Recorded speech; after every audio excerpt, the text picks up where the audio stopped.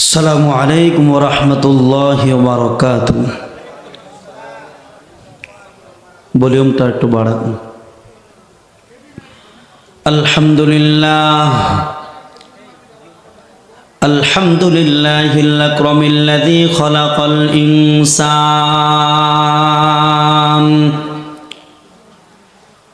ওয়া কাররামা ওয়া আল্লামাহু মিনাল বায়ানি মা লাম ইয়ালাম। فسبحان الذي لا يحصى امتنانه باللسان ولا بالقلم، ونشهد أن لا إله إلا الله وحده لا شريك له لا ضد له ولا ند له ولا مثل له ولا مثيل له، ونشهد أن سيدنا وسندنا وحبيبنا وطبيبنا وطبيب قلوبنا وحبيب ربنا ومولانا محمدا عبده ورسوله صلى الله تعالى عليه وعلى آله وأصحابه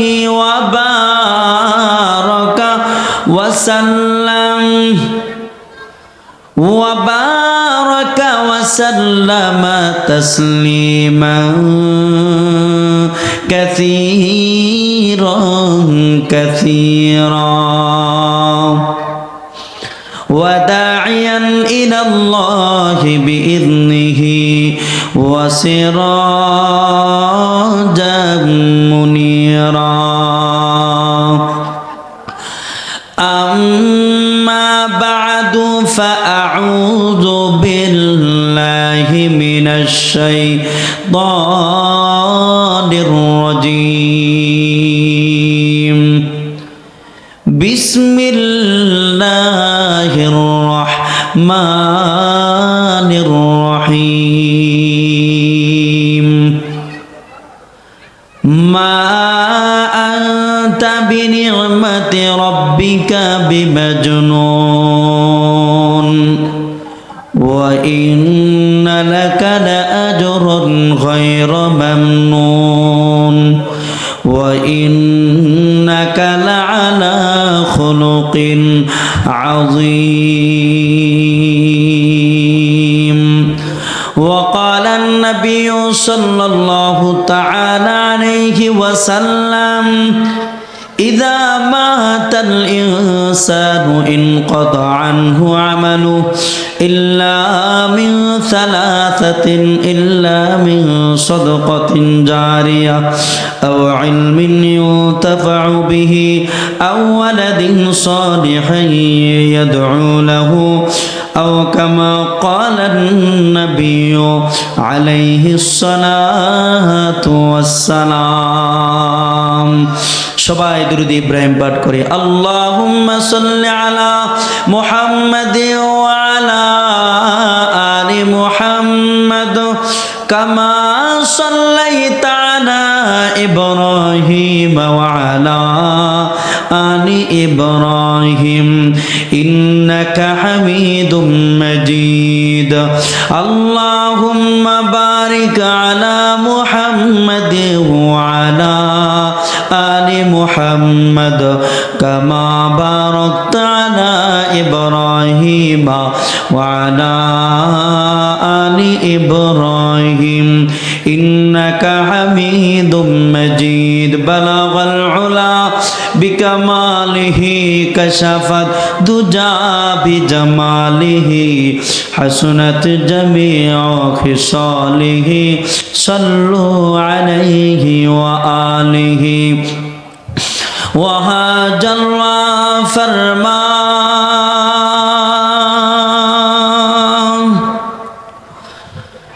وهاجر فرما حياة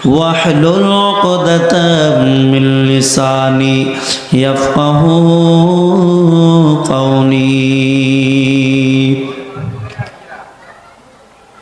रुखसार से बरका का जरा पर्दा उठा दो, रुखसार से बरका का जरा पर्दा उठा दो, लिल्लाही मुझे हुस्न खुदा दाद दिखा दो,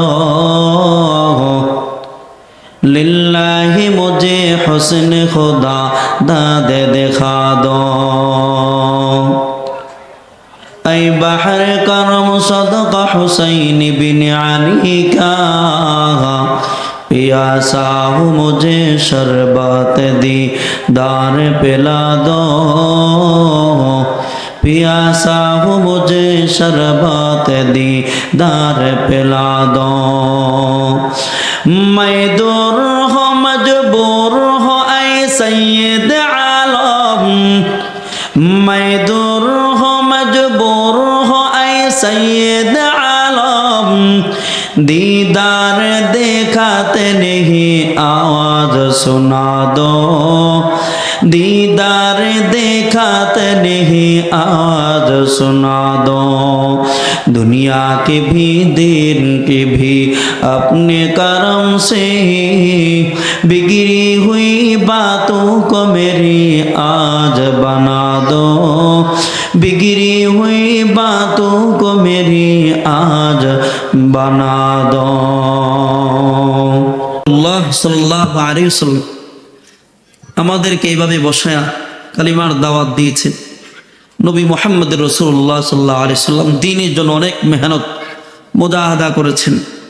আজকে তার নবীর কোরবানির বদৌলতে, সাহাবা ইকরামদের কোরবানি বদৌলতে আমাদের কাছে দ্বীন আসছে। হয়তোবা আমরা মুসলমানের ঘরে জন্ম নিয়েছি, যার কারণে ততটুকু আমাদের কাছে গুরুত্ব নাই, কিন্তু সাহাবা ইকরামদের কাছে অনেক গুরুত্ব ছিল। দ্বীন, কোরআন, হাদিসের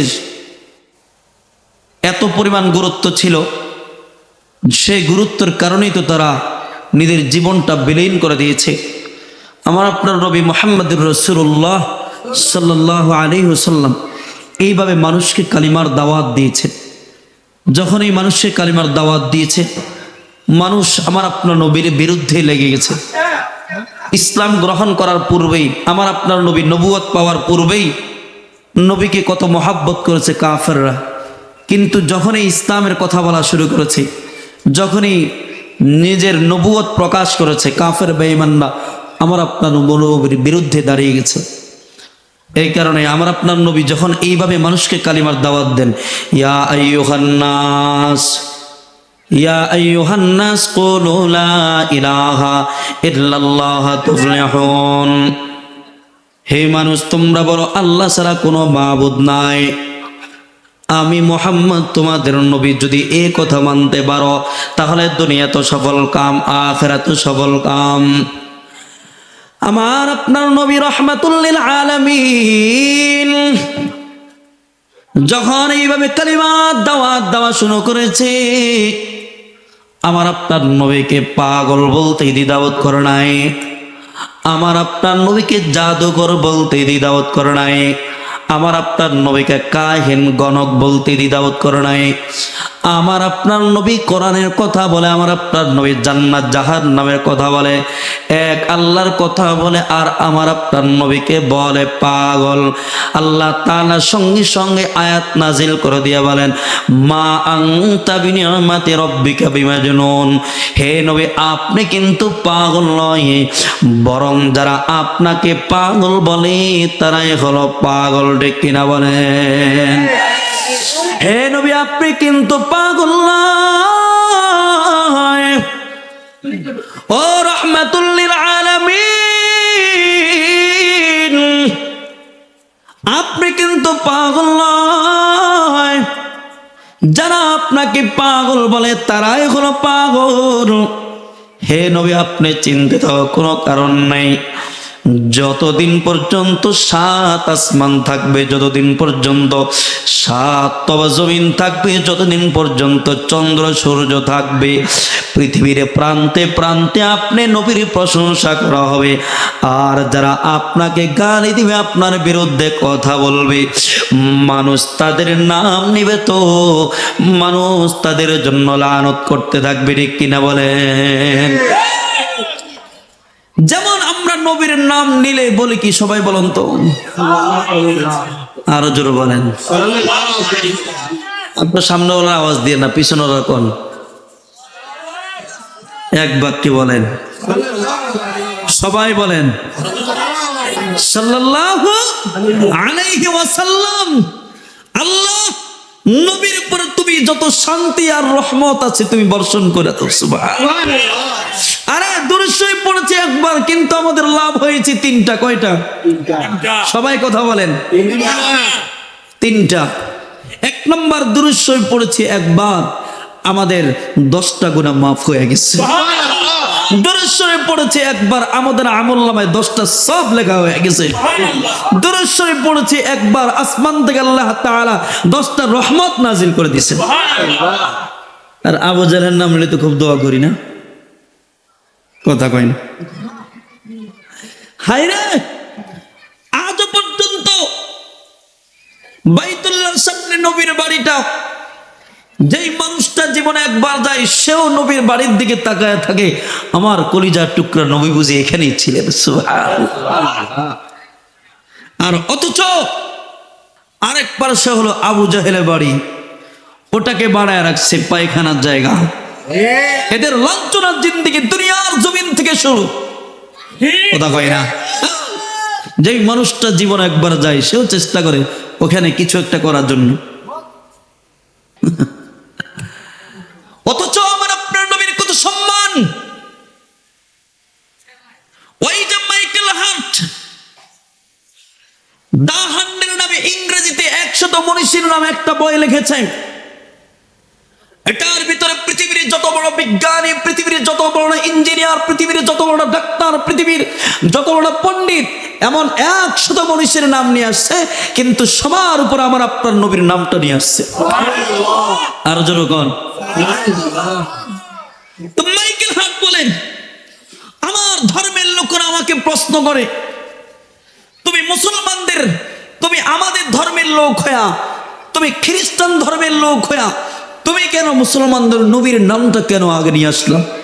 তো মাইকেল হার্ট বলেন, আমি জবাব দিই, শোনো, পৃথিবীর যত বড় বিজ্ঞানী আছে, পৃথিবীর যত বড় ইঞ্জিনিয়ার আছে, পৃথিবীর যত বড় পণ্ডিত আছে, এদের জীবন পরিচালনা করে দেখি, এরা পৃথিবীর কোনো না কোনো শিক্ষাঙ্গনে লেখাপড়া করেছে, এরা পৃথিবীর কোনো না কোনো উস্তাদের কাছে লেখাপড়া করেছে, এরা পৃথিবীর কোনো না কোনো বিদ্যাপীঠে লেখাপড়া করেছে, কিন্তু মুহাম্মদের জীবন পরিচালনা করে দেখি, মুহাম্মদ পৃথিবীর কোনো বিদ্যাপীঠে লেখাপড়া করে নাই, পৃথিবীর কোনো শিক্ষাঙ্গনে লেখাপড়া করে নাই, পৃথিবীর কোনো উস্তাদের কাছে লেখাপড়া করে নাই। এরপর মুহাম্মদ এমন জ্ঞান, এমন আখলাক শিক্ষা দিয়ে গেছে যেটা পৃথিবীর কেউ পারে নাই। এই জন্য আমি মাইকেল হার্ট যতই চেষ্টা করেছি মুহাম্মদের নামটা নিচে আনার জন্য, আমি পারি নাই। অটোমেটিকলি আমার কলমটা উপরের দিকে চলে গেছে। আর জোরে কর, বলেন আল্লাহু আকবার। হয় না? আর জোরে আওয়াজ দিয়ে আল্লাহু আকবার। এই ছিল আমার আপনার নবী সম্মান। এরপর আল্লাহ কি বলেন, ওয়া ইন্নাকা লাআলা খুলুকিন আযীম।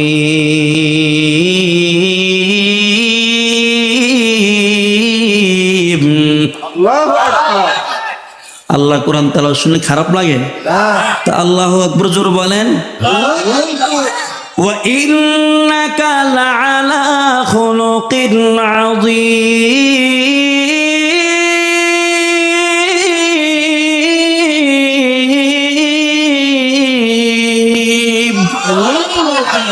আল্লাহ কসম খেয়ে বলে, হে নবী, আপনি মহা চরিত্রের অধিকারী, আপনার চরিত্রে কোনো ভেজাল নাই। এই কথাটুকু কে বলছে? হাতটা উঁচু করে দিয়ে বলেন, আরো জোরে বলেন, কে বলছেন? বলছে কে বলছেন? জোরে বলেন। আল্লাহ বলছে, বাদশার বাদশা আল্লাহ বলেন, খুলুক আযীম, আপনার চরিত্রে কোনো ভেজাল নাই। মহা চরিত্রের অধিকারী কারি তৈয়ব সাহেব রাহমাতুল্লাহি আলাইহি খুতবাতে হাকিমুল ইসলামের ভিতরে অনেক বিস্তর আলোচনা করেছেন। বিস্তারিত আলোচনা করার সময়টুকু আমার নাই। খুলুক মোট 3 প্রকার। কত প্রকার? আঙ্গুল দিয়ে দেখান কত প্রকার? 3 প্রকার। 1 নম্বর হলো খুলুকে হাসান, 2 নম্বর হলো খুলুকে কারিম, 3 নম্বর হলো খুলুকে আজিম। খুলুকে হাসান কাকে বলে তিনি উদাহরণ দিয়ে বুঝিয়েছেন। উত্তম চরিত্র, যেমন কেউ যদি আমাকে একটা চড় দেয়, আমি যদি তার থেকে প্রতিশোধ নিতে হয় তাহলে ওই পরিমাণ নিব যেই পরিমাণ সে আমাকে দিয়েছে।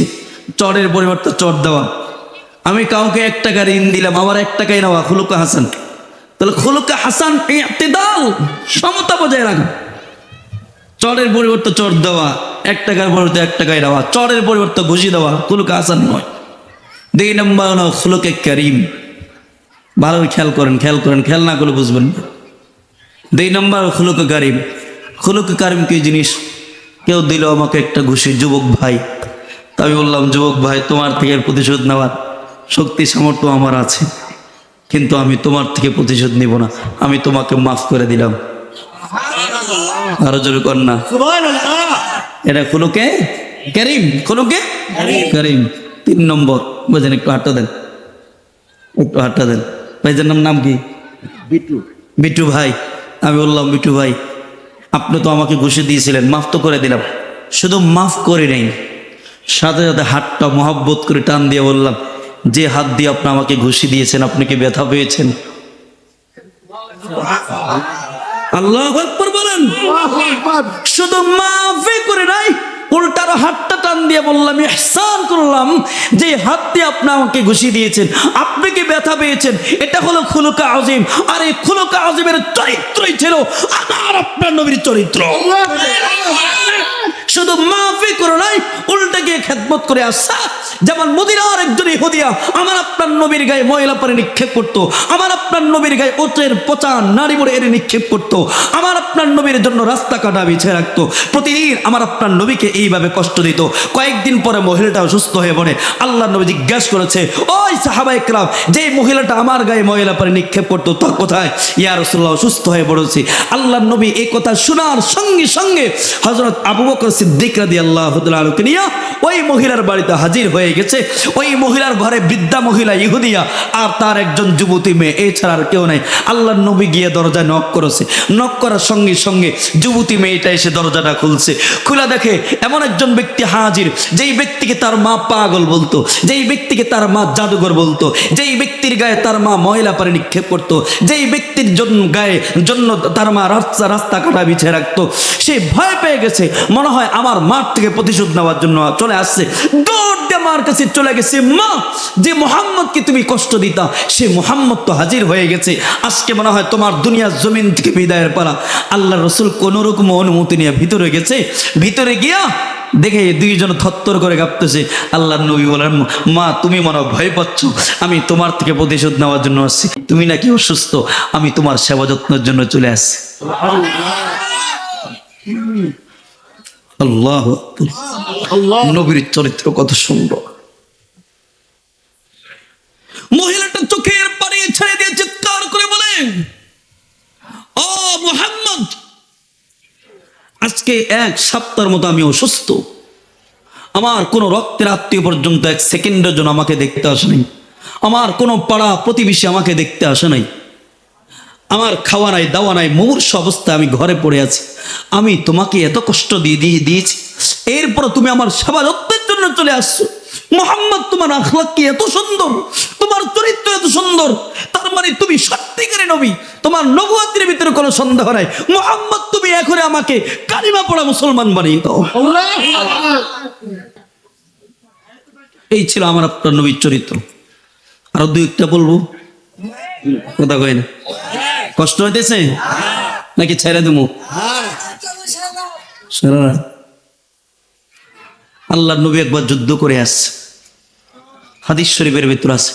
শরীরটা ক্লান্ত, তা আরবে ভাবনা গাছ আছে কাঁটাযুক্ত, এখন যদিও নাই।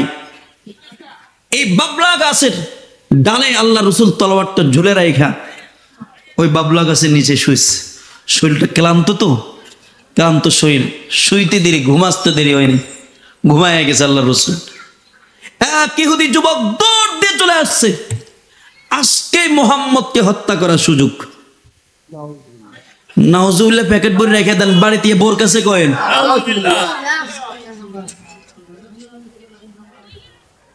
ইহুদি যুবক তলোয়ারটা হাতে নিয়ে বলে, মাইয়ামনাউকা মিন্নি, মুহাম্মদ তোমাকে আমার হাত থেকে কে রক্ষা করবে?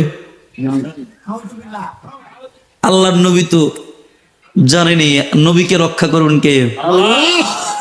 আরো জোরে কর। আপনারা আওয়াজ করে না, পিছনের আওয়াজ করতেছে না, আপনারা চুপ থাকেন। নবীকে রক্ষা করবেন কে? এক এক আওয়াজে বলেন, সবাই বলেন। মাদ্রাসা রক্ষা করবে কে? কোরআন রক্ষা করবে কে? দ্বীন রক্ষা করবে কে? নবীকে রক্ষা করবেন আল্লাহ, বিশ্বাস আছে। আল্লাহর নবী বলেন, কল আল্লাহ আল্লাহ আল্লাহ সালাস আমার রথ। আল্লাহ শব্দ 3 বার উচ্চারণ করেছে। তো রসুলের জবান থেকে আল্লাহ শব্দ বের হয়েছে, এটার আলাদা পাওয়ার আছে না? কথা কই না? হাইরে শাহজালাল রহমাতুল্লাহ আলাইহি সেই গৌর গোবিন্দের বিরুদ্ধে তার মুরিদদেরকে নিয়ে এখনো কাছে যায়নি, জিহাদের ঘোষণা দিয়েছে। 3-4 মাইল দূর থেকে শুধু নারে তাকবীর আল্লাহু আকবার ধরে দিয়েছে, তো সেই গৌর গোবিন্দের প্রসাদগুলো সব চুরমার হয়ে গেছে। আর আমার আপনার নবী তো নবী, যখন রসুল আল্লাহ শব্দ বের করছে, ইহুদি যুবকের ভিতর ঝালঝালা শুরু হয়ে গেছে, পুরা শরীর কাঁপন শুরু হয়ে গেছে, কাঁপতে কাঁপতে তার হাত থেকে তলোয়ারটা নিচে পড়ে গেছে। এবার আল্লাহর রসুল তলোয়ারটা ফট করে তার হাতে নিয়ে বলে, মাইয়াম নাও মিন্নি, তুমি বলো তোমাকে আমার হাত থেকে কে রক্ষা করবে? ইহুদি তো আল্লাহর প্রতি বিশ্বাস নাই, সে বলে মুহাম্মদ তুমি রক্ষা করবা। আল্লাহর নবী বলেন, যা তোরকে মাফ করে দিলাম। ইহুদি যুবক আশ্চর্য হয়ে গেছে, মুহাম্মদ আমি তোমাকে হত্যা করার সুযোগ পাই নাই, তুমি ধাই হত্যা করতে পারি নাই, আর তুমি সুযোগ পাই আমাকে হত্যা করো নাই। আমি তো তোমাকে মারার জন্য আসছি, তুমি এরপর তো আমাকে হত্যা করো নাই। তোমার ভিতরে এত দয়া, এত মায়া, মুহাম্মদ তোমার আখলাক এত সুন্দর, মুহাম্মদ আর দেরি নয়, আফওয়ান তোমার কাছে ক্ষমা প্রার্থী, তুমি তাড়াতাড়ি আমাকে কালিমা পড়া মুসলমান বানিয়ে দাও। আল্লাহ আল্লাহ। রামগো চরিত্র দেখলে ভালো মানুষ খারাপ হয়ে যায়, কথা কয় না? হ্যাঁ, রাসূল বলেন, ইন্নাল্লাহ লা ইউদরিকু বিহুসনিল খুলুকি দারজাতাল কাইমি ওয়াস সাইমি। ইবনে মাজার ভিতর আছে, সুন্দর আখলাক দেখাইলেই, মানুষের সাথে সুন্দর আখলাক দেখাইলেই তাহলে তাহাজ্জুদ পড়ার সব এবং একটা রোজা রাখার সব তার আমলনামায় লিখে দেন। জোরে বলেন। তো নবীর চরিত্র এত সুন্দর, নবীর আখলাক এত সুন্দর, নবীর আখলাক দেখে দেখে কাফের মুসলমান হয়ে গেছে। কিন্তু বর্তমানে আমার নবীর আখলাকের উপর কিছু কুলাঙ্গারা হামলা করে, কথা কয় না? আর জোরে কন।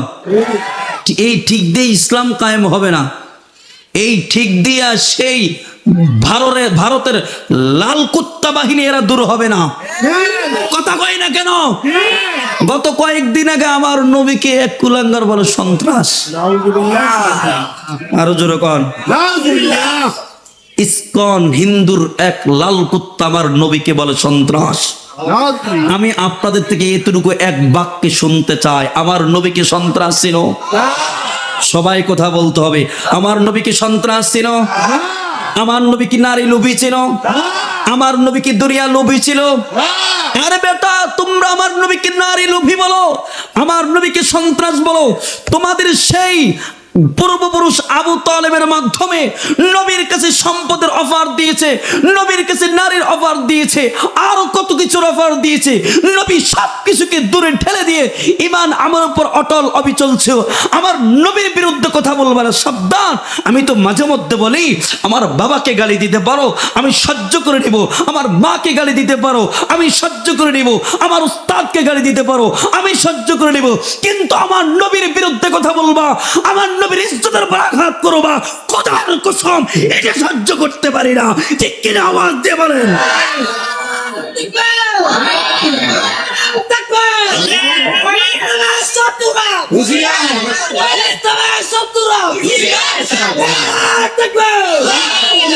আজকে সারা দুনিয়ার বেঈমানরা সব এক প্ল্যাটফর্মে চলে আসছে শুধু নবীকে কষ্ট দেওয়ার জন্য, ইসলাম দুনিয়ার জমিন থেকে বিদায় করার জন্য, উলামায়ে ইকরামদেরকে দুনিয়ার জমিন থেকে বিদায় করার জন্য, দুনিয়ার জমিন থেকে কোরআন উঠিয়ে দেওয়ার জন্য।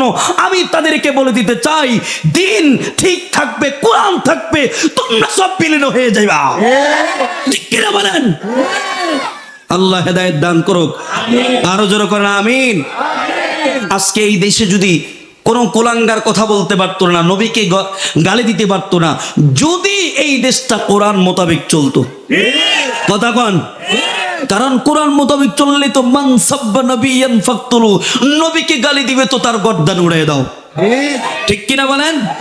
এই জন্য এই দেশটা কোরআন, যেহেতু এই জমিনটা কা জোরগণ, আরো জোরগণ, তাহলে বিধান চলবে কার? আরো জোরে বলে বিধান চলবে কার? একমাত্র বিধান চলবে আমার মালিক আল্লাহ। তাই এই জমিনে, এই বাংলাদেশটা যদি কোরআন মোতাবেক চলে, তাহলে বাংলার জমিনে কোন নাস্তিক আর মাদ্রাসাকে ব্যাঙের ছাতা বলতে পারবে না, উলামায়ে ইকরামদেরকে জঙ্গিবাদ বলতে পারবে না, কোরআনের বিরুদ্ধে কথা বলতে পারবে না। ঠিক কিনা? আওয়াজ দিয়ে বলেন।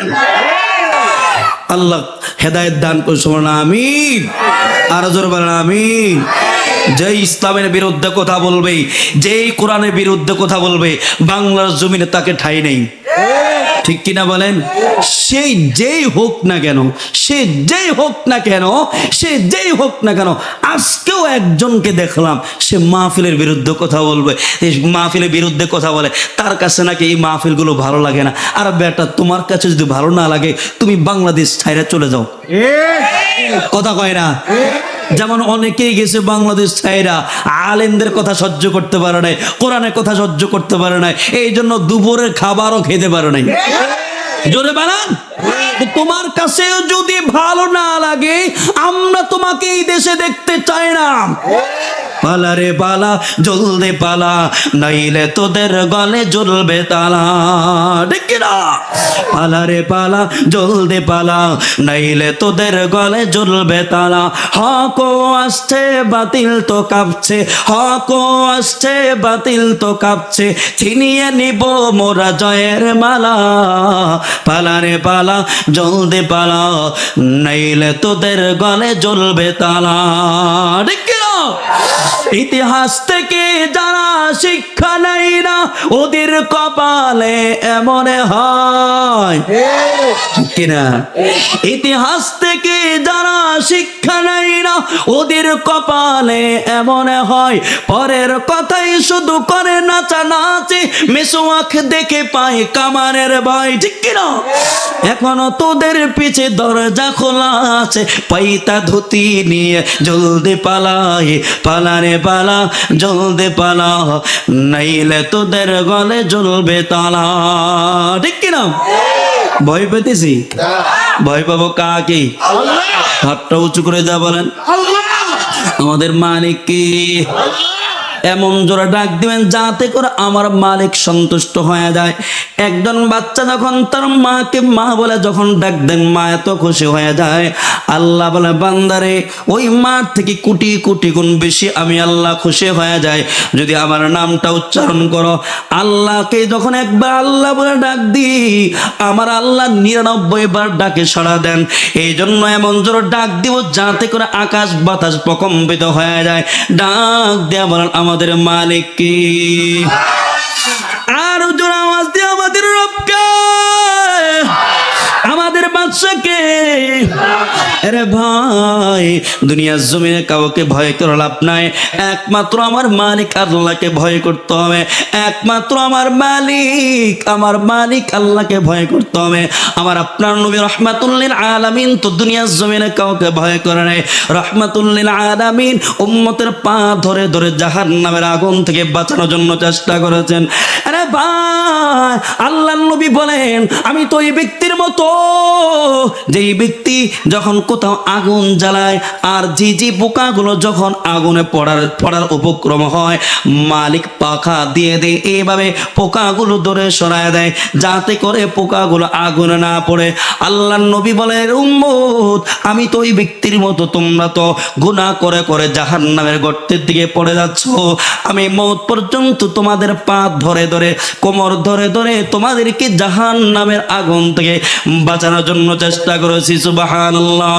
তো আমার মালিক বলেন, ওয়ামা আরসালনাকা ইল্লা রাহমাতাল লিল আলামিন।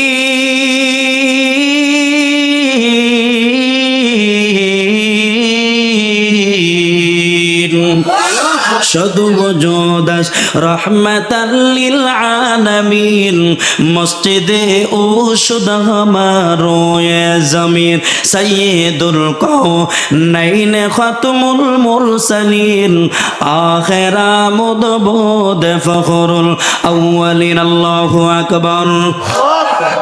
এরে ভাই, আমার আপনার নবী শুধু রহমত ওয়ালা ছিলেন না, আমার আপনার নবী যেমন রহমত ওয়ালা, আমার আপনার নবী তেমন বরকত ওয়ালা। হযরত আমিনা বলে, আমার মুহাম্মদ এখনো দুনিয়ার জমিন আসে নাই, বরকত শুরু হয়ে গেছে। কেমন বরকত?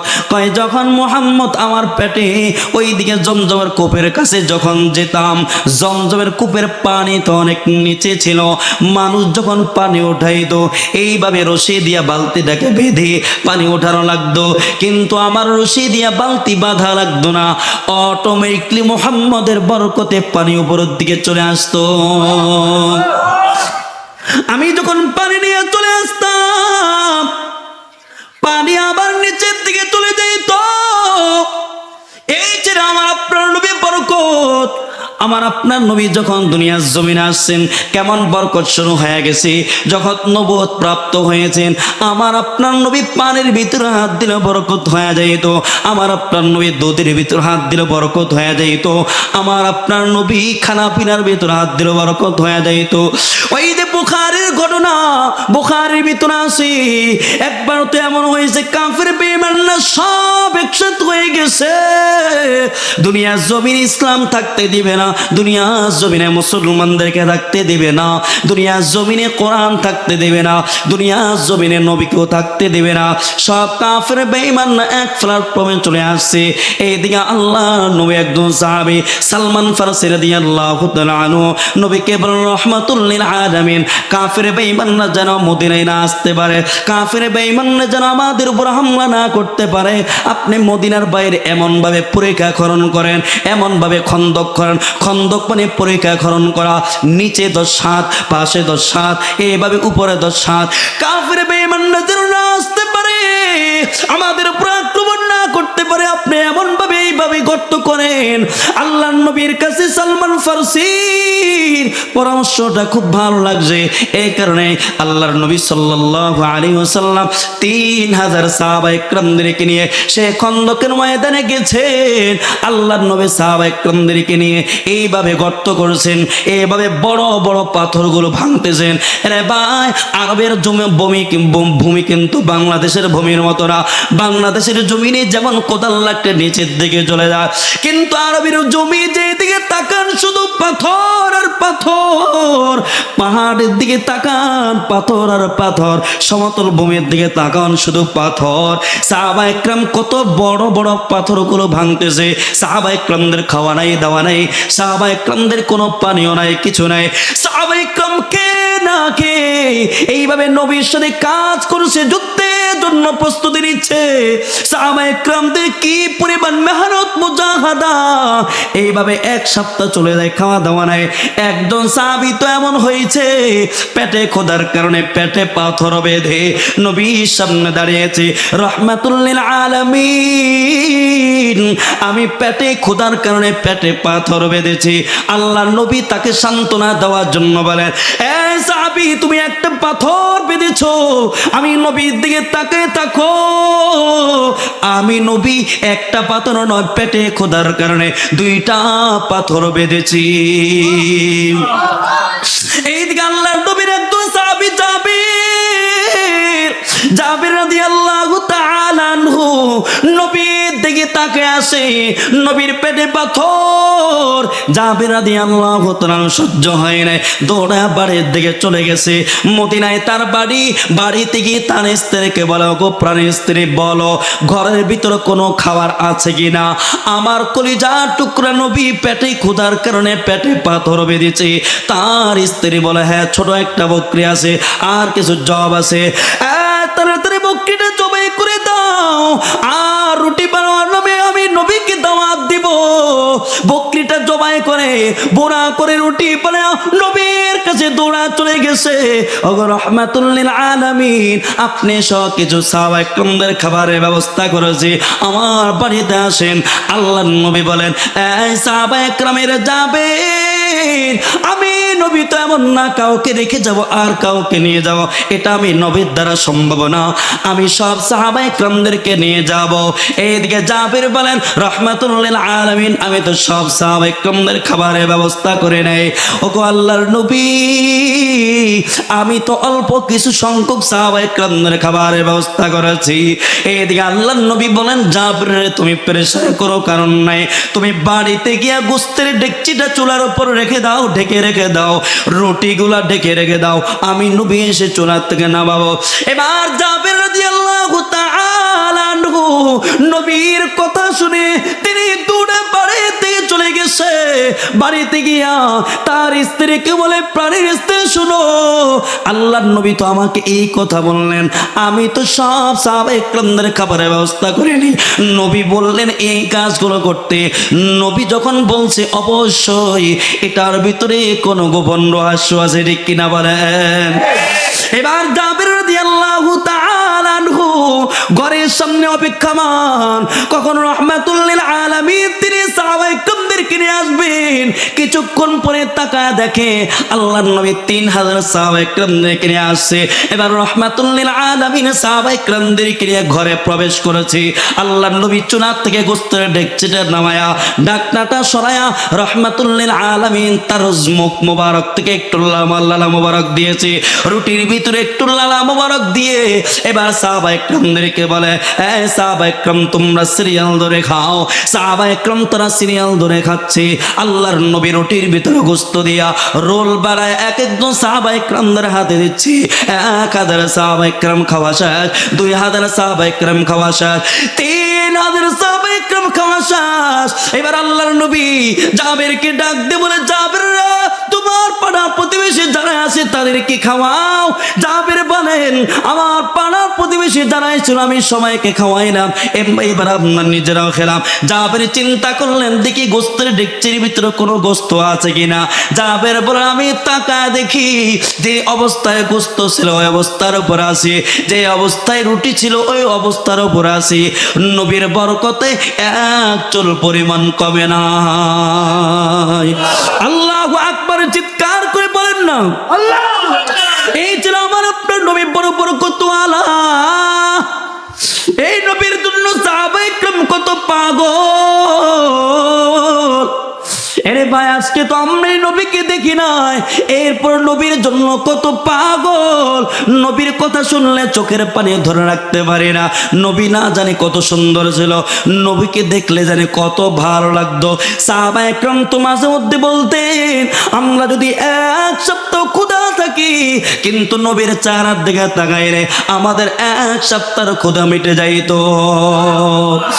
এই সাহাবায়ে কেরাম নবীর জন্য কত পাগল। নবী যা চাইতেন সাহাবায়ে কেরাম সঙ্গে সঙ্গে হাজির করতেন। নবী যদি বলতেন এখন জীবন দিতে হবে ইসলামের জন্য, সাহাবায়ে কেরাম তারা এক এক করে দাঁড়িয়ে যাইতো। ওই যে উহুদের ময়দানের দিকে তাকান, যে উহুদের যুদ্ধে মুসলমানদের একটা ভুলের কারণে কারণে মুসলমানরা পরাজয় লাভ করেছে। যখন ওদের যুদ্ধ যখন শেষ হয়, আল্লাহর নবী রাহমাতুল লিল আলামিন সাহাবায়ে কেরামদেরকে ডাক দিয়ে বলে, সাহাবায়ে কেরাম তাকায়া দেখো, তোমরা কয়জন, তোমরা সব লাশগুলো একসাথ করো। রাহমাতুল লিল আলামিন নবীর সামনে শহীদের সব লাশগুলো একসাথ করেছে। আল্লাহর নবী গনে গনে দেখলেন 68টা লাশ। রাহমাতুল লিল আলামিন সাহাবায়ে কেরামদেরকে বলেন, সাহাবায়ে কেরাম শোনো, গতকালকে রাত্রে আমি স্বপ্নে দেখেছি আমি আল্লাহর রাস্তায় 70টা উট কোরবানি করেছি। আমি আল্লাহর রাস্তায় 70টা উট কোরবানি করেছি।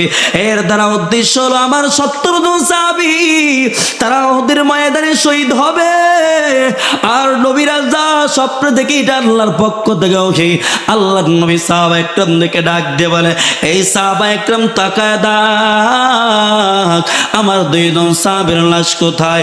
কারণ নবী তো সাহাবায়ে কেরামদের জন্য এত পাগল ছিল, সাহাবায়ে কেরাম যেমন নবীর জন্য পাগল ছিল, আমার আপনার নবীর জন্য তত পাগল। আল্লাহর নবী বলে, রে সাহাবায়ে কেরাম তাকায় দেখ, আমার 2 জন সাহাবীর লাশ কোথায়? সাহাবায়ে কেরাম পুরা ময়দানে তন্ন তন্ন করে খুঁজতেছে, কোথাও 2 জন সাহাবীর লাশ খুঁজে পায় না। কিছু সাহাবায়ে কেরাম তারা ওদের এক প্রান্তরে দৌড়া চলে গেছে, গিয়ে দিকে একজন সাহাবীর লাশ অঙ্গ বিকৃত অবস্থায়, সাহাবীর হাতটাকে টুকরা টুকরা করে রাখছে, পাগুলাকে টুকরা টুকরা করে রাখছে, চোখ 2টা খুলে একদিকে ফেলে রাখছে, কোন কুলাঙ্গার কলিজাটা বের করে কলিজাটা চিবায় চিবায় রাখছে। সাহাবায়ে কেরাম দেখে চোখের পানি, সাহাবায়ে কেরাম শুধু হাওমা করে কান্না করতেছে। সাহাবায়ে কেরাম বলেন, আমরা দেখেছি নও চিনি না কোন সাহাবীর লাশ। সাহাবায়ে কেরাম নবীর কাছে কেঁদে কেঁদে নবীর কাছে চলে আসছে। আল্লাহর নবীর কাছে বলে, রাহমাতুল লিল আলামিন, আপনার কোন সাহাবীর লাশটাকে ওদের ওই প্রান্তরে টুকরা টুকরা করে রাখছে, আমরা দেখেও চিনি না। দৌড়া চলে গেছি। আল্লাহর নবীর হাতে একটা রুমাল ছিল, রুমালটা জমিনে বিছায়া দিয়া এবার সাহাবায়ে কেরামদেরকে বলে, এই সাহাবায়ে কেরাম শোন, এই সাহাবীর অঙ্গগুলো রুমালটাতে একসাথ করো। রুমালটাতে একসাথ করার পর আল্লাহর নবী চোখের পানি ছেড়ে দিয়া কান্না করে বলে, এরে সাহাবায়ে কেরাম, এটা তো অন্য কোন সাহাবীর লাশ না, এটা তো আমার চাচা আমির হামজার লাশ। এরে ভাই, এরে যুবক ভাই, ওই সাইদ আমাদের এলাকার মুসলমান। আজকে আমাদের কাছে এমনিতে দিন আসে নাই, আজকে তো আমরা সহজে মুসলমানের ঘরে জন্ম নিয়েছি। এক একজন সাহাবায়ে কেরামদের কুরবানি বদৌলতে আজকে আমাদের কাছে দিন আসছে। আল্লাহর নবী আসমানের দিকে তাকায় তাকায় শুধু চোখের পানি। আল্লাহর নবী সাহাবায়ে কেরামদেরকে বলে, এই সাহাবায়ে কেরাম শোনো, ছোটবেলা থেকে আমার চাচা আমির হামজার সাথে একসাথে চলাফেরা করি। আমার বন্ধু আজকে আমার চাচার লাশটাকে এমন টুকরা টুকরা কে করে রাখলো? আল্লাহর নবী বলেন, সাইয়্যিদুশ শুহাদা ইনদাল্লাহি ইয়াউমাল কিয়ামতি হামজা।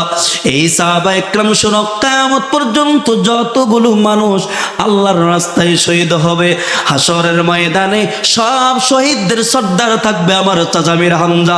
সব শহীদদেরকে জান্নাতে নিয়ে যাবে আমার চাচা আমির হামজা। এবার রাহমাতুল লিল আলামিন রুমালটা দিয়ে বেঁধে 68টা লাশের সাথে রাখছে। 69টা লাশ হয়েছে। আল্লাহর নবী বলেন, এরে সাহাবায়ে কেরাম তাকায়া দেখ, আমার আরেকজন সাহাবীর লাশ কোথায়? ও যুবক ভাই, একটু কান লাগায় শুনে দিলটাকে নরম করি, একটু আবার নিজের কথা স্মরণ করি, আজকে আমরা কোথায়? আল্লাহর নবী বলেন, এরে সাহাবায়ে কেরাম তাকায়া দেখ, আমার আরেকজন সাহাবীর লাশ কোথায়? সাহাবা একরাম কোথাও পায় না। কিছুক্ষণ পর আল্লাহর একজন বান্দি নবীর সামনে বোরকা পরিহিত অবস্থা দাঁড়িয়ে গেছে। আল্লাহর নবীকে বলেন, রহমাতুল লিল আলামিন, আমার স্বামীটা বাসর ঘর থেকে উহুদের ময়দানে নাপাক অবস্থায় চলে আসছে। ওগো মায়ার নবী, আমার স্বামীটাকে আপনি গোসল ছাড়া কবরে দাফন করবেন না। আল্লাহর নবী বলেন, মারে তুমি কি তোমার পরিচয়টুকু একটু দাও। ওই বান্দি আল্লাহর বান্দি বলে, রহমাতুল লিল আলামিন, গতকালকে বিকাল বেলা আপনি একজন সাহাবীর বিবাহ পড়াইছেন। আল্লাহর নবী বলেন, হ্যাঁ, গতকালকে বিকাল বেলা আমি হানজালার বিবাহ পড়াইলাম। আমি রাসূল নিজে দেখে ছিটে এলাম। আল্লাহর বান্দি হাতটা বের করে দেয়া বলে, রহমাতুল লিল আলামিন, এই যে আমার হাতের মেহেদি এখনো শুকাই নাই। ওগো মায়ার নবী, গতকালকে বিকাল বেলা আপনি হানজালা বিবাহ পড়াইছেন, আমাদের স্বামী স্ত্রী বিবাহ পড়াইছেন। আমরা স্বামী স্ত্রী একসাথে বিকাল বা আমরা স্বামী স্ত্রী বড় আনন্দের সাথে বাসর ঘরটা কাটাই। ওগো রহমাতুল লিল আলামিন, জীবনে আমার স্বামীর সাথে একবার দেখা হয়, বড় আনন্দের সাথে বাসর ঘরটা কাটায়।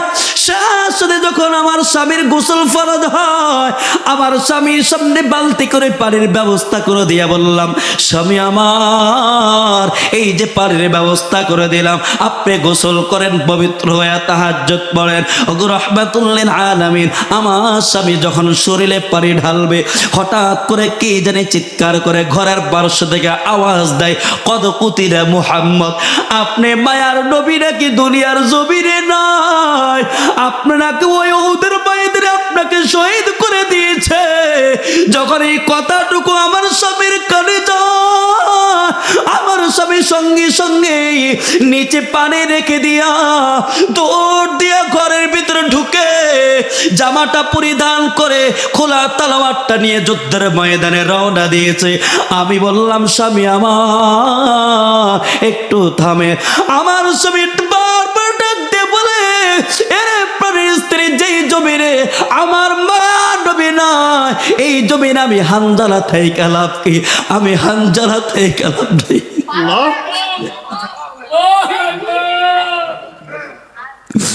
ওগো রহমাতুল লিল আলামিন, বাবার পাগল মতো বলে আমার নবী নাকি দুনিয়ার জমিনে নাই, আমার নবীকে নাকি উহুদের ময়দানে শহীদ করে দিয়েছে। আমি আর দুনিয়ার জমিনে থাকতে চাই না, আমি শহীদ হই আল্লাহর জান্নাতে চলে যাব। আমি বললাম, স্বামী আবার একটু গোসলটা করে দেন। আমার স্বামী আমাকে ডাক দেয়া বলে, দুনিয়ার জমিনের পানি দিয়া গোসল করার সময়টুকু আমার নয়, আমি আল্লাহ জান্নাতের পানি দিয়া গোসল করব। এরে প্রাণের স্ত্রী, দুনিয়ার জমিনে তোমার সাথে একবার দেখা হয়েছে, মনে হয় দুনিয়ার জমিনে আর দেখা হবে না, আল্লাহর জান্নাতে গিয়ে দেখা হবে। এই কথা বলে রহমাতুল লিল আলামিন ওই বাসর ঘর থেকে বিদায় নিয়ে আসছে। আল্লাহর নবী এমন কথা শুনে চোখের পানি, আল্লাহর নবীর চোখের পানি ফেলে ফেলে কান্না করতেছে। আর সাহাবা একরামদেরকে বলি, রে সাহাবা একরাম, তাকা দাও, আমার হানজালার লাশটা কোথায়? নবীও পাগল মতো হয়ে গেছে। সাহাবা একরাম কোথাও হানজালার লাশটা খুঁজে পায় না। কিছুক্ষণ পরে আল্লাহর নবী আসমানের দিকে তাকায় দেখি হানজালাকে কত সুন্দর করে খাটিয়াত করে কাপন পরিধান করে আসমান থেকে আনতেছি। নবীর সামনে যখন আনা হয়, রহমাতুল লিল আলামিন মাথার দিক থেকে কাপনটা খুলে তাকায়া দেখি একজন জান্নাতি মানুষের চেহারা থেকে যেমন নূর ঝলকায়, হযরত হানজালার চেহারা থেকে এমন নূর ঝলকাইতেছে। আল্লাহু আকবার।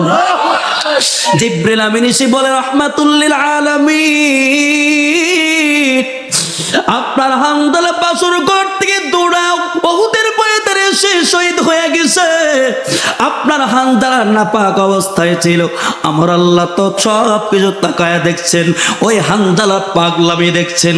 হানজালা যখন শহীদ হয়ে যায়, আমার আল্লাহ তৃতীয় আসমানে ফেরেশতাদেরকে বলে, এই ফেরেশতারা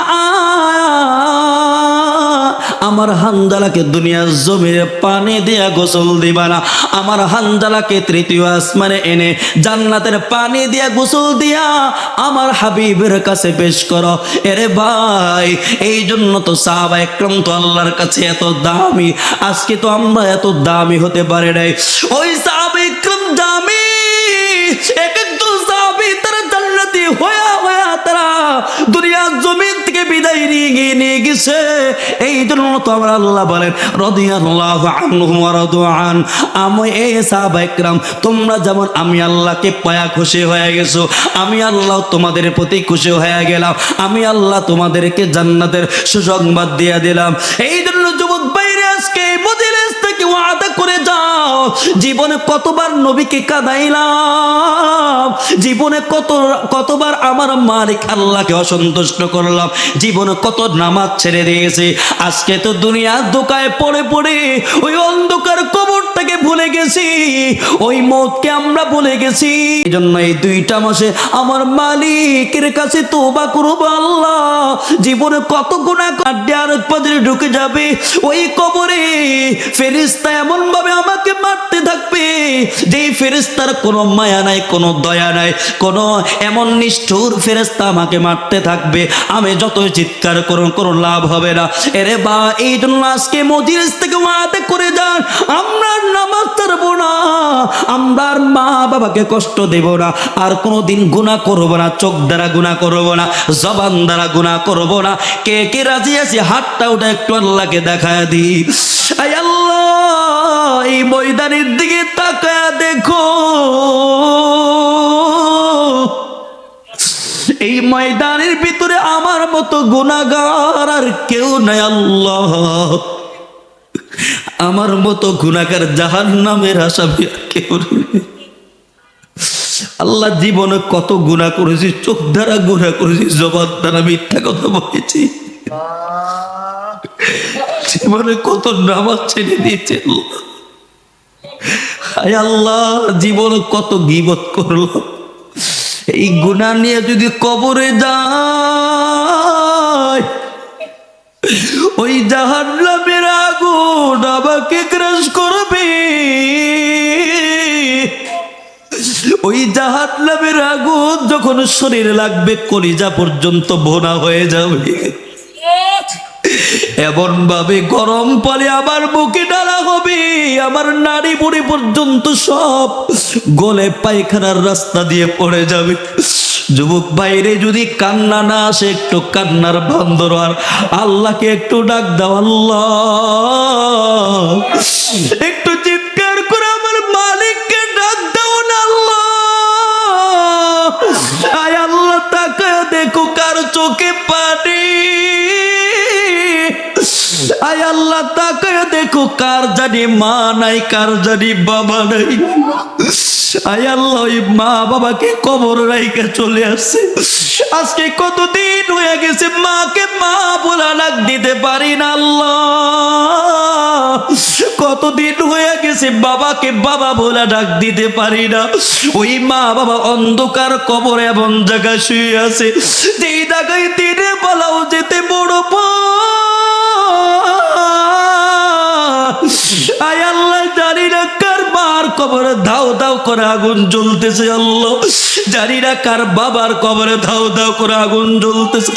আয় আল্লাহ, মা বাবা হারা সন্তানগুলো হাতটা উঠে কান্না করতেছে। আল্লাহ, আয় আল্লাহ, কারো চোখের পানি কি তুমি বৃথা দিও না। আল্লাহ, আয় আল্লাহ, আমরা আল্লাহ আজকে ওয়াদা করলাম আর গুনাহ করব না। আল্লাহ, আর কোনদিন নামাজ ছাড়বো না। আল্লাহ, মা বাবাকে তুমি মাফ করে দাও। আয় আল্লাহ, আজকে মাহফিলটা কি তুমি কবুল করে দাও। আল্লাহ, আমাদের গুনাহগুলো তুমি মাফ করে দাও। সবাই বলেন আমিন। আরো জোরে চিৎকার দিয়ে আওয়াজ দিয়ে বল আল্লাহুম্মা আমিন। ভাইরা আমার, এই মাদ্রাসাটা আপনাদের